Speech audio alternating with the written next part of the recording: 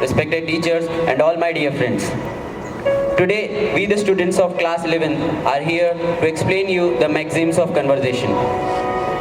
So, there are 4 maxims of conversation. Let's see them one by one. First, maxims of quantity. Hello Rahul, how are you? I am fine. By the way, who is this gentleman? He is my uncle's son, friend's brother's son. His name is Jack. He is doing MBA. He came here to live with us for a week, and in next week he's going. As you have seen here, this was wrong. The person was supposed to give right amount of information. Second, maxim of relation. Hey, what did you make for dinner today? Actually, I have to complete my English project today. If I will not complete tomorrow, ma'am will not give me marks. Anyway, what about you? Have you completed?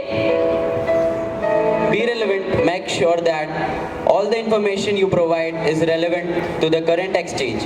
Omit the irrelevant information. As you have seen here, the answer given by the person was not relevant to the question. So speak relevant. Third, maxim of quality.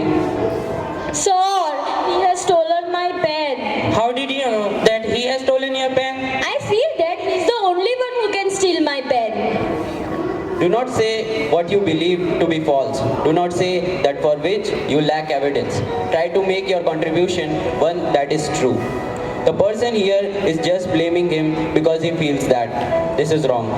One should only speak on the basis of evidence. Fourth, maxim of manner.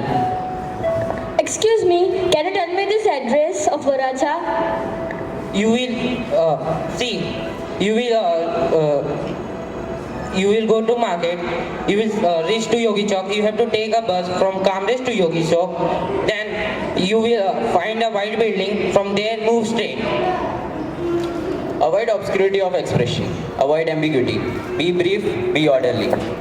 Do you know why so and so the person was confused? Because the information given was not orderly.